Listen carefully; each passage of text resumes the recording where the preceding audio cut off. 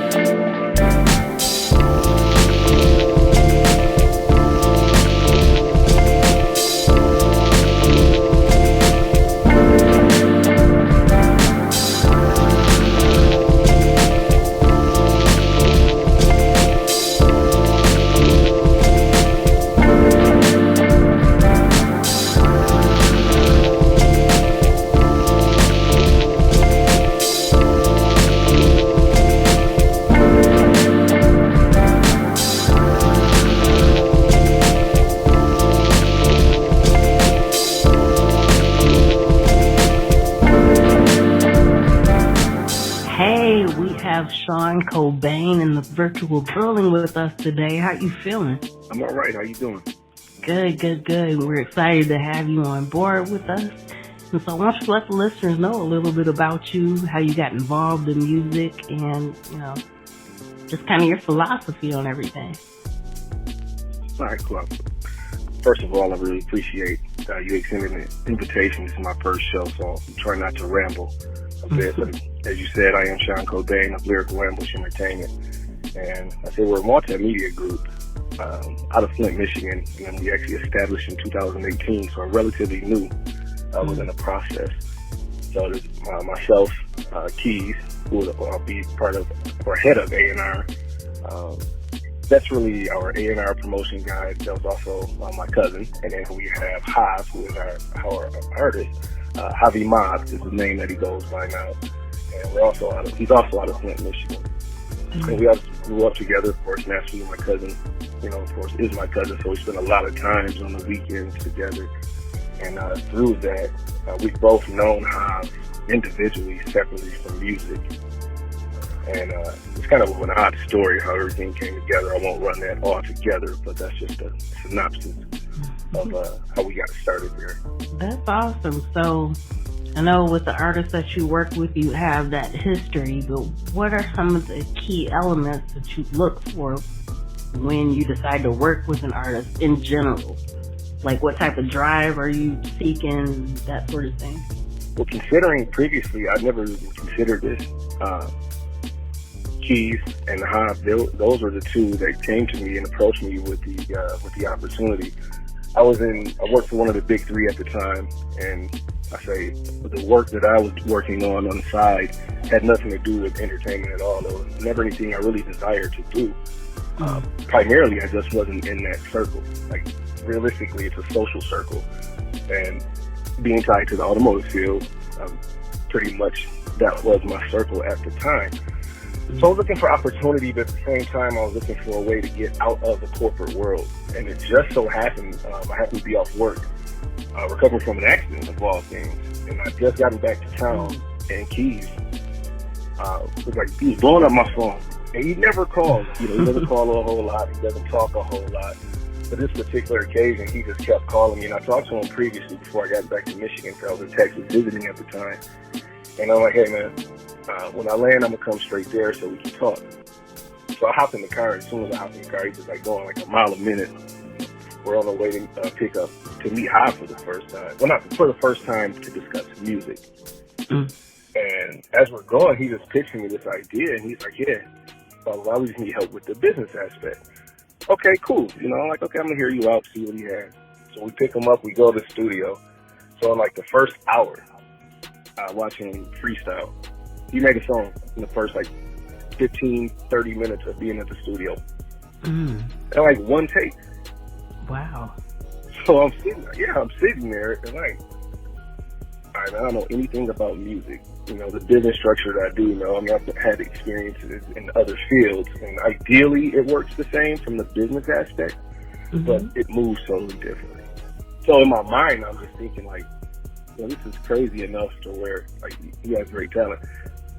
But I'm like, that really doesn't tell me a whole lot. I still don't know enough to really be of value. So again, I'm kind of like, I'm standoffish about it. And then he leans up on the way, to go back home. And he's like, I want you to start a company. And XYZ. I'm like, me start a company? Like, I don't know anything about music, And I'm just going back and forth. And the two of them they're just not trying to hear it. They're like, nah, I think that's a great idea. And I think that's how we should do it. And I'm just like, really laughing it off, kind of like, man, that's not what I do. And they say in my mind, because that's not where I was headed at all. I was very much focused on my career and furthering my career with what I was doing. But I said, I just knew it was something else that I wanted to do. And I knew it was time to get, find a passion. So then I said yes. I started handling more or less like the business aspect. My job was to get the business aspect, the artistic aspect of it. I try not to interfere with, even if my opinion is asked. I try and stay out the way a little bit. So this is the first artist that I've ever managed. So I really don't have a recipe for it. It's kind of how I fell into it. But realistically, I'll say what made it work is I was a fan of his music first, his process. And I was able to go into it as a third party and just look at it really as an opportunity when it came down to the business. Because we had to establish a relationship first, but that all depends on the relationship, how you start. Not everyone, has that in business. You won't have time in this business, so you just have to really look at the fabric of someone's being sometime. And that comes with dealing with them outside of the spotlight or an event. And so being a fan of his music and watching the process, and I knew a little bit about music. I played instruments, but I don't believe I know nearly as much as someone would guess. To me, I'm like, I know nothing. But I was just a fan of how easy it was for him to just create music. And then, of course, my cousin being my cousin, I knew who he was. I knew what he can do, what he's capable of. And I felt like if I was going to take that chance, that was like the perfect person to step into that field with. So realistically, it looks like I'm the brains of the operation a lot of times. I'll tell them that. Oh, and it's just because of the relationship. You're only seeing it through my eyes. And it's odd to even, I had to talk to them to accept the interview because it's kind of weird to me that someone wants to talk to me because I didn't want to be like the forefront, right? Like I wanted to manage the business, have good business, and allow my artists to be the artists, to be the voice, to be themselves, to where they don't feel like they're competing with an executive producer or CEO or anything or anyone for spotlight within the company. And it keeps it pure and it helps because we all have a lane and we all respect that. And even when we work with other people, I don't touch, with music, of course, if it doesn't sound right, like, hey, I'm a fan first, so I'm not looking at it as, an executive standpoint because it's a partnership, but that's my role. And like I said, it's respected. And so if I don't like something sometimes, it may be frustrating, but that's what any team does. Like even things for them, like if I have a direction or something I'm thinking and it doesn't fit what the team is thinking, I don't just say, hey, you guys are wrong. I sit back, really look at what they're saying, and then we move forward from that. So the thing about it too is we try and keep our group close, tight-knit, but not to a point to where we don't take valuable, credible opinion. Yeah, I talk for like 3 minutes straight. I know, I'm sorry. Oh, no. No, that's what you're here for. But it's kind of funny that you brought that up about, even check with them before you did the interview. But to be honest, that's part of the reason why we wanted to interview you, because you're not, what Suge says, you're not one of those background people dancing all in the background. So because of that, but you have the business acumen that's kind of missing today in the indie element. So yeah, it's more about getting the information behind how you handle what you do. So yeah, you make sure that your artists are in the forefront. So yeah, for anybody listening, it's not like he put himself up there, but yeah, it was just kind of noticing how you market your artists and how you help them get to where they need to be. And I feel like I'd be remiss in not mentioning the video that you did talking about studio time and how important that is, because I've noticed just from things that I've observed and being in the studio with different artists, how they may not take that time seriously, but that could be like wasted money and wasted time and wasted talent, because people just want to get in there and get in the vibe without actually plotting and planning or being strategic about what they're doing. And I agree. And really too, for me, I didn't spend a lot of time in recording studios before we started our process. But just from my background in other fields, it's just really looking at efficiency, because we were always in a position to where it was just someone that so you can go over there, kick it, record for free or not, or just throw something. So we were actually paying for the time. And so I learned real quick, personally, that, hey, even if you're late, hey, they're fine with you being late, because that time that you booked at this studio is the time that you booked at the studio. So if you're 15 minutes late, that's not 15 minutes on the back end. Right. Oh, okay, I got it. But learning that's one of the things about the indie process that's great, is because a lot of people start off and everyone wants to act like they're superstars, especially when it comes to timing. So I learned that real quick, because I said, hey, we have a small enough budget to where we have to make sure that every dollar that we throw lands somewhere. And because no matter what, we're not going to get the exposure that we want. And I said, eventually you're going to get the exposure that you deserve. But the main thing, like I said, it helps because we're just focused on one person being the voice of the brand or the face of the brand. And it makes it so much easier because we're not competing for a spotlight. And it's kind of odd to me when you have, sometimes you have a bunch of these crews that come in together and you don't have any other artists. I don't rap. My cousin doesn't rap. So we don't have an interest in interfering with his lane at all. Because if we did, there would be a conflict of interest, so.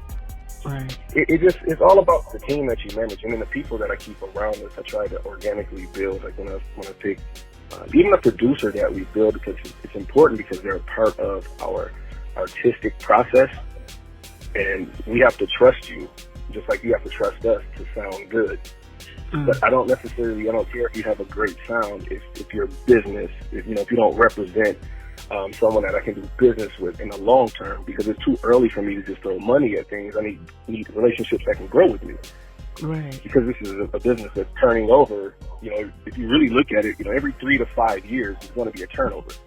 So you could be a part of the wave, or you could be a part of the next trend. And for me, it's like, hey, I'm mid-30s. I'm not looking to get into this for the glamour. I want to get in here for my purpose. So since we're not riding the wave, and I'm not taking people with me that are riding the wave, it's organic that when I start to bubble, they'll bubble. And that's in any capacity. Man, that's beautiful. Are you hearing this magic, Breezy?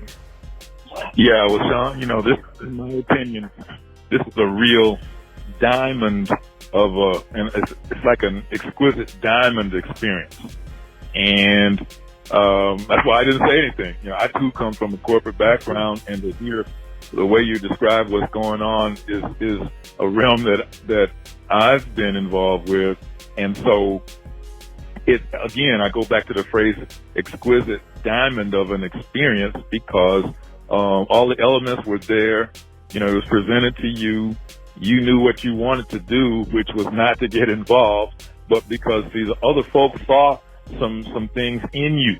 They saw you for being you, your abilities, and things of that nature. And so they brought this, they put this in your plate, and you thought about it for a hot second and say, no, not the right time. It's not what I want to do. But then when you thought about it more, next thing you know, you realize, hey, I actually am tailor-made for this, based on what I've been going through in the corporate world, corporate structure. And it's a heck of a story. It's a heck of a story. So I'm gonna fade back out and let you continue to share. I think it's awesome. I appreciate that. That's a great compliment, because it does feel organic, and especially for my first interview, to have someone that understands that. Because I feel like sometimes I try not to speak on my experiences more or less within the corporate world, because I say I'm 35. I've been in a supervisor in a corporate structure since I was 19 years old. So, and I worked for 2 of the largest companies in the world, and I've had success at those companies. And that's the thing about that, where I'm like, the same clout that you want to give people for having a quote unquote regular job, like, oh man, that's a good job. You've been there for a while, but blah, blah, blah, blah, blah. But that's fine until you take that experience and you step into their field. Then it's a difference, right? It's a difference when you go from a supporter to a peer. And the other part of that is like, hey, I'm new, in this industry. So, my corporate experience and understanding, and more or less like, especially with leadership, and that's the other part too, being more or less supervisory role since I was really 17 is when I started working. I didn't have a supervisor. I took work experience. It's a Michigan thing. I don't know if it's everywhere else. So in the evening, my boss, he would work during the day. So at night I had my little route, and I wasn't 100% responsible working at the mall, of course. But I did enough the past, it was great. We had a good relationship. I still did my job, but it was definitely, your first time working, first job working at the mall. You're not going to be focused. So, right. Great, but yeah, and I take a lot of that really, and it's just people that throughout the years, I've just met. I've had great leadership and I've had bad leadership. And one thing that I learned, and it's going to sound kind of self-centered in a way, but it keeps me it keeps me balanced. I developed beyond the policy after having interactions with supervisors who were subpar, et cetera, et cetera. So I've never worked for someone that I'm smarter than. And then people were saying, well, Bob, it doesn't matter what degree you have, how technical you are, you can't get what you have all of that, and you still can't get these people to do what you want them to do.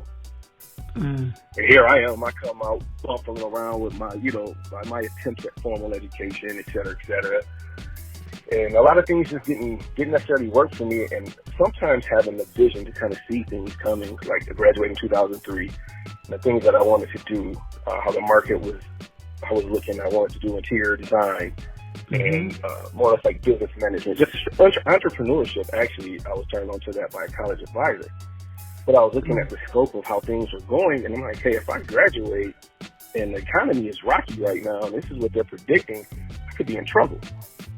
And so you kind of fall into that. I tried to make sure I didn't fall into that panic of I have to have 13 different hustles, and plus you got to go back to, this is 2012, early 2000, mid 2000, not mid, like early 2005, et cetera, et cetera.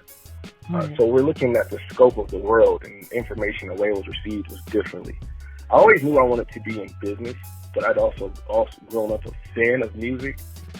And football was the first love, and I always heard people that were successful and happy, right? And when I say successful, I'm not talking about monetary, right? There's a lot of people that are rich but are not happy.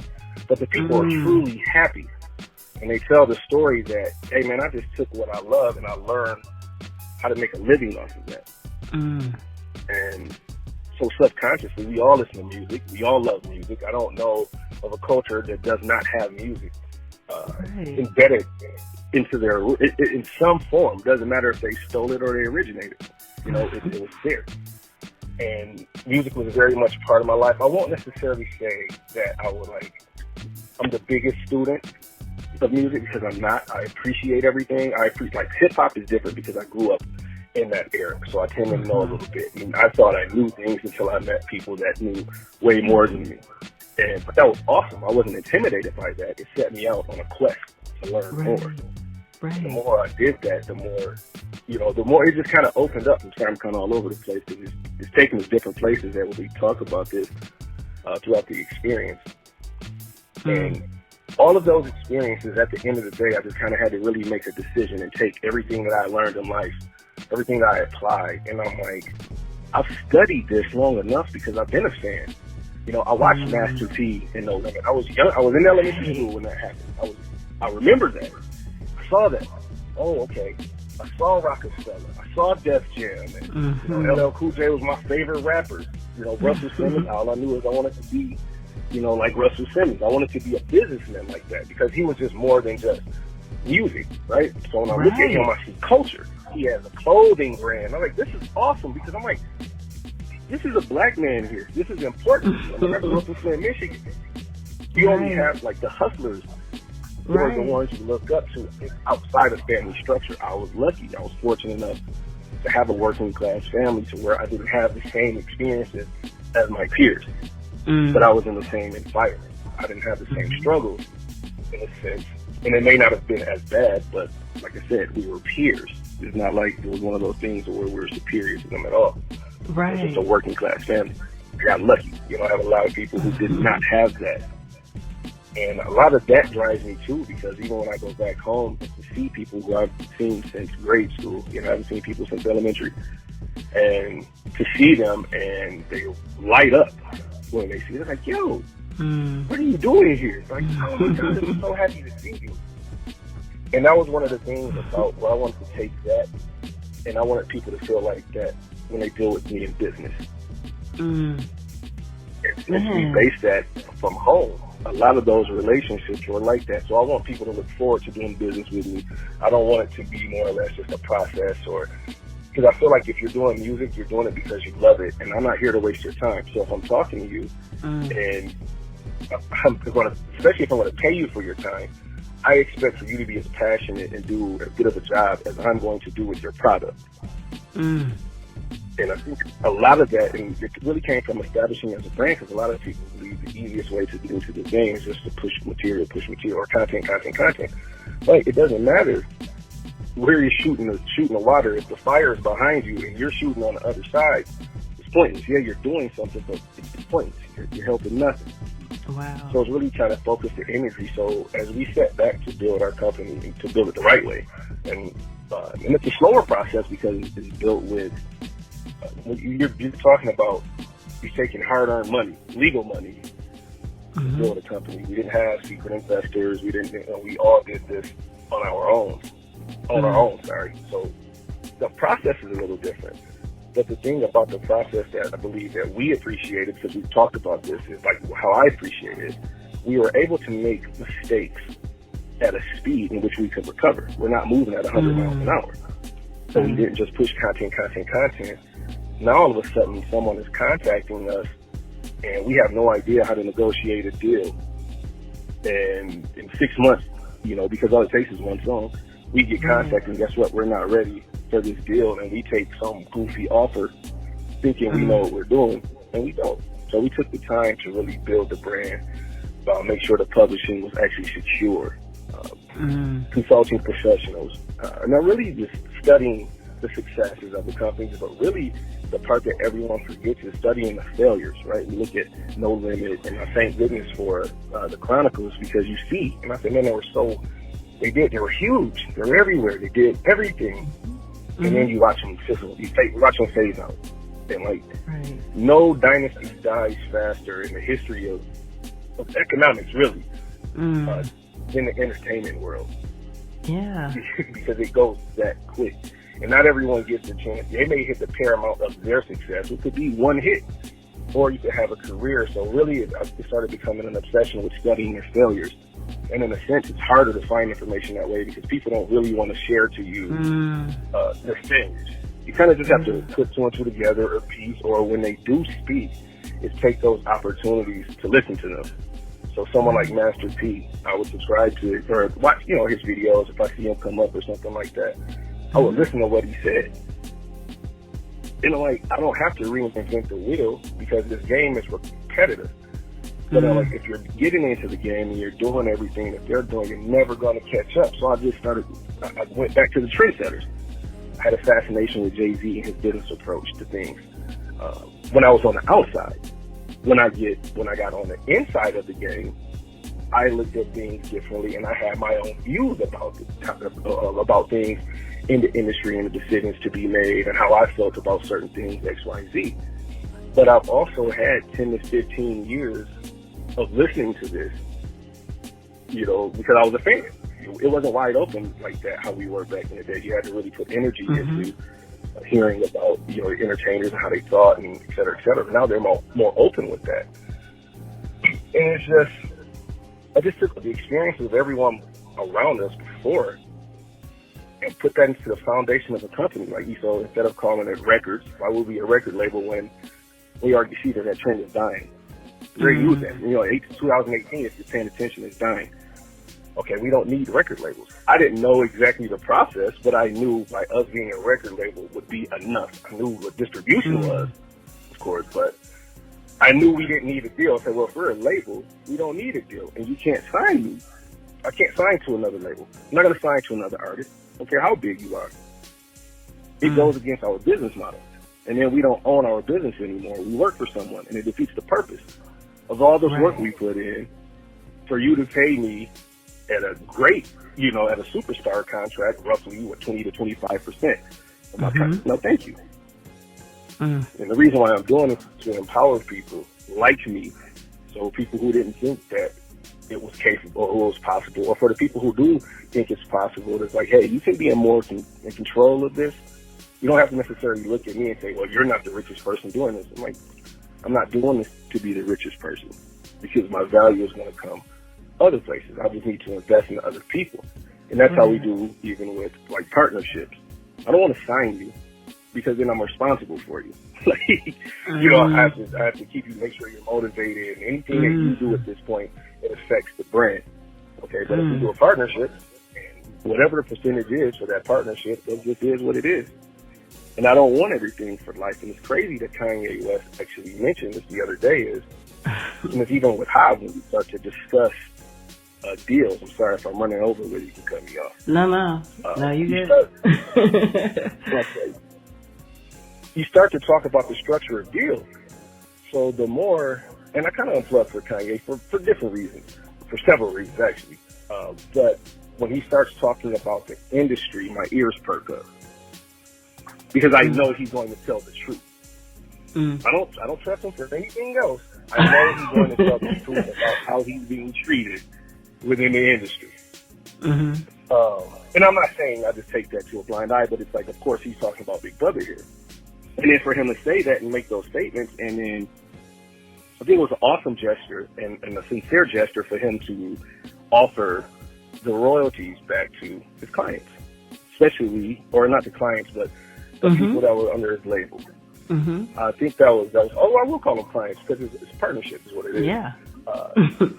That's awesome, and it says a lot, because it's like one of those things is, I started with you. I don't deserve a piece of everything that you do from here out. What we did together is what we did together. But as time goes, my percentage needs to change. You get what I'm saying? Because the success is there. So why am I giving, I'm taking 50% from you of all these other things that I'm not necessarily incorporated with, and I'm taking from you, and my whole point of me was to give you this so you can build. So that way you can have something that's your family. And the people that I work with, I prefer and even producers, I'm working with a trio of producers right now out of Fort Worth, out of Arlington, Texas, but I was introduced to them by one, Taz. Taz made it, Ricky made it, and Rambo. I'm sorry, Rambo, if I got your name wrong, man, my bad. But they'll be on the site soon. But it's just more or less meeting a young group of producers, and like, this, you guys are awesome. And you need to capitalize on this. So sometimes when we link up and we have these discussions, often we have them in the studio, and I just talk to them about being an entity. Yeah, it's great that you make beats, but where's your LLC? And they're looking at me like, huh? Not them per se, but anyone we talk to in the room. Like, you have to make sure you're a business. And explaining to them the structure of even how to be paid, because this industry is very weird, and it's regulated differently. It's not like any other industry. So when you hear percentages and you hear cuts, if you don't have any knowledge of that, it can be offensive. And I think that's why a lot of people fail on the business aspect of it, is because you're going to these companies to negotiate their successes, and it doesn't matter what it is, on what level. You're going to them to negotiate, and you have no proof of concept outside of one thing, and then they set you up for failure through a predatory contract. It doesn't matter, and you're taking this because you're like, hey, it's already better than my situation now. But I'm like, is it? You're in debt now, $10,000. If you take this bad route, you can be in debt $250,000. And on top of that, you can't make music anymore. And the common person thinks that's not a real big deal. So when I think about it, like the game, when I'm like, this game, what I've learned about the industry, what now, I fell in love with it. I fell in love with the business. I feel like it's one of the ultimate experiences with business, because you don't have anything to sell. You're just selling yourself. So the more successful people, those are the ones who are great at selling themselves. Awesome. Man. So I'm here for that game. But it's just making sure while you're in that process, you don't sell yourself in that process. And I think that's part of the entertainment industry that's not focused on enough. They speak on it, but you don't have to. I don't need to do it before I'm rich, right? Because that way, it's already the foundation of what I'm doing, so I'm not driven to make a money based off, or to make a decision based off of financial gain. I can't be bought that way. Like, if I take that approach to every relationship, every relationship that I establish, and don't get me wrong, some aren't going to go great. That's fine, but we're set up for success, and it's an organic experience, and we all grow together, and we're more powerful together. Right. Breezy. The words that you share are pretty much tailor-made for our broadcast. And see, that's being like a catalyst that, so when the people out there that are listening to this, it can guide them to dig down to within themselves to find a spark that can lead them in multiple directions, not just one. And so, so again, what you're saying, what you have said is like it's perfect for our outlet. And we invite positive people who have positive stories to share that can educate other folks. And see, I have no doubt whatsoever, I'm sure Chick is the same way. You're educating a lot of folks with those words of wisdom. So, we really appreciate that. And I know others like that. Yeah, absolutely. Yeah, people need to know where to find you, where to keep up with you and all the artists that you represent. So if you could give like a shout out to where they can follow you and all the platforms and all that good stuff. Okay. Yeah, the easiest way to follow myself, my personal page, actually, it's open for business, is Shon Kobain on Instagram, ShonKobain, and Lyrical Ambush ENT on Instagram as well. And that's the main page, the company page. And then we have Javi Mobb, JAVIMOBB on Instagram. And you can also find us on lyricalambushent.com. So I was saying, pretty much from there, we run those pages right now, so we're not at the point to where we won't get those messages, and pretty much we monitor, or we see them daily. It's several of us, and one of the three of us would definitely see any communication attempted. Awesome. So while you were giving out that info, I didn't hear you say that, hey, you'd be glad to come back and share with the peeps one more time down the road. Yes. Thank you. Oh, most definitely. Yes. I enjoyed this experience. This is great. And I'm open to this. Anytime you guys, you two would love to have me on, I'd love to be here. It's a great experience, and I'll try and be a little more focused in my conversation next time and kind of stay on task a little bit, or topic a little bit. No, you were always on point. You need me, I'll be here. Yeah, no, you were always on point. So, nope. We're going to keep the same flow going. Give me a shout. Yeah, shoot me a message. I'll free up the time. If I don't have it, as long as I'm not in the middle of traveling, I'll make time. I'll always take time off for you guys.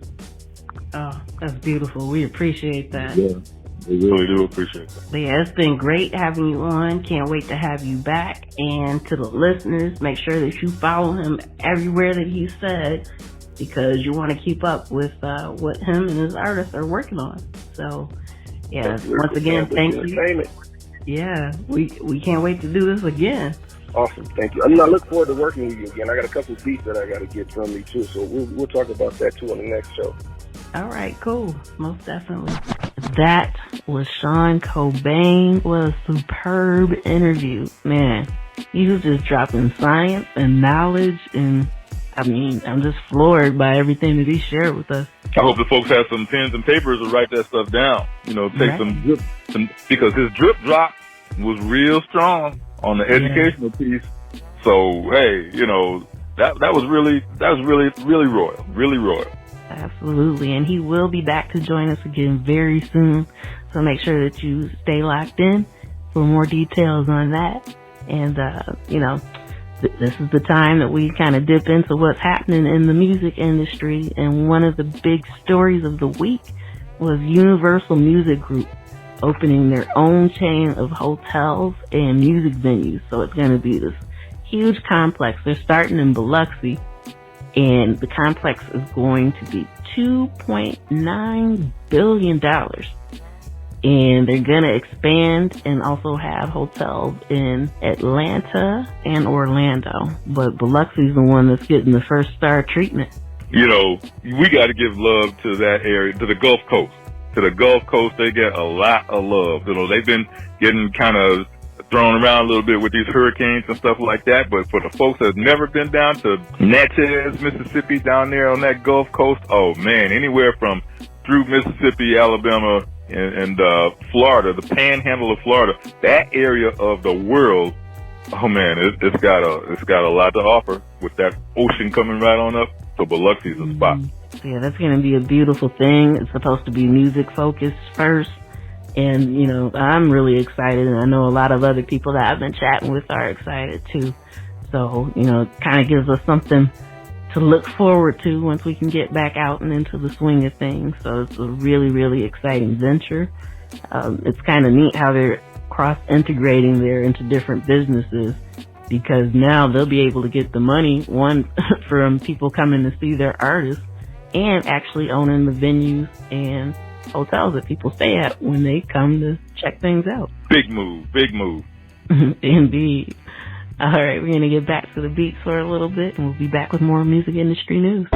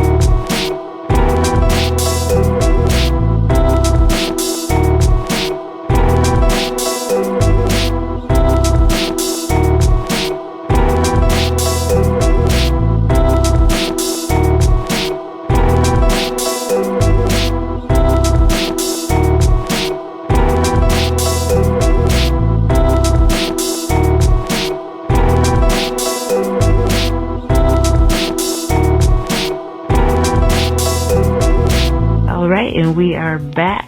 Another hot topic that came to light this week is Soundtrack Your Brand, which was formerly Spotify Business released Soundtrack Unlimited. So this is specifically for businesses that want to be able to access music on demand in their locations. So just in case you weren't aware, it's illegal to use your personal Spotify account at your place of business. So this offers them a new way to be able to do this legally instead of having Muzak playing or, you know, some other music streaming services that pick out the songs for you. The businesses will be able to put together their own playlist and, you know, access something. If there's a customer that comes in and says, hey, I just want to listen to Tupac today, you can actually accommodate that. So it's a really, really big move. The service will cost businesses between $40 to $50 a month, and about half of that will go to the music rights holders. So because they're able to charge more for it because it's for businesses, the artists actually get a fairer share of the royalties. That's what it's all about. That artist getting paid. The artist getting paid. You know, I mean, hey, that's opening a lot of doors for a lot of folks. It really is. It really is. So it'll be exciting to see how this plays out. And, if you're a business owner and didn't know that, then that's definitely something that you want to check into so that way you're not violating any copyright laws. In the place to be.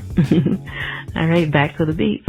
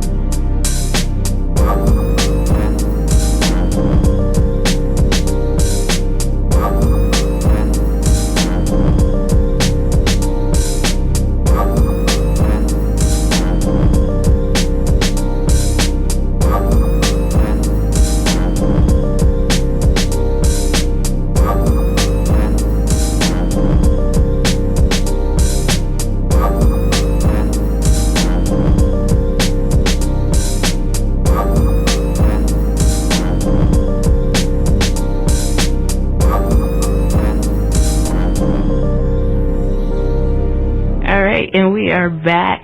Another hot topic that popped up this week is Stevie Wonder, after years of being with Motown, decided to start his own label linked up with Republic Records. So that's kind of fascinating, a big change after all this time. Well, sometimes things, the road has curves in it. Things change, and a lot of times, it may not be what you're looking for. Other times, it's for the better. Okay, so, hey, I'm rolling with it. If that's what he likes to do, then, hey, I'm supporting him, so I'm interested to see just how it's going to flow. Same here. And just a reminder that indie's where it's at. If you're seeing these big stars doing it, it's important to recognize the moves that are being made. So it's all cool and dandy if you want to have a record deal or whatever, but if you can do it yourself, that's more control that you get to have over your music and your income from it. Agreed totally. Okay, and then one other bit of information before we play some more beats before we get ready to head out for the night is Music Cares launched a wellness and music survey trying to check out the music community's physical and mental health. And so the survey will be open until November 9th. So if you're an artist or you know an artist that should probably check this out, so that way they know what resources to make available for us, make sure that you do that. So it's open to November 9th. And once again, that's the Recording Academy's Music Cares. So make sure you check it out. And back to the beats.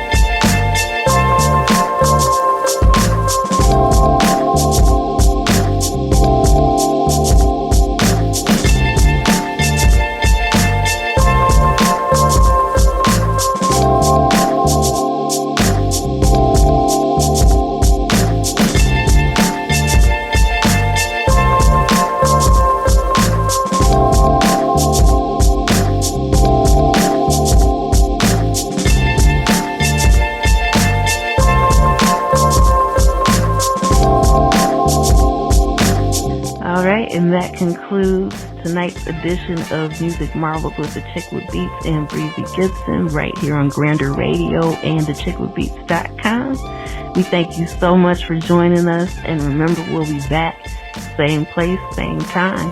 Yeah, that was really a royal event. I'm looking forward to being back in the spot next time. Hope you absorb a lot of that info that got dropped, and because I know I sure did. So looking forward to being back in the spot next week. That's right. So make sure you tune in, tell a friend, and we'll see you then. Peace.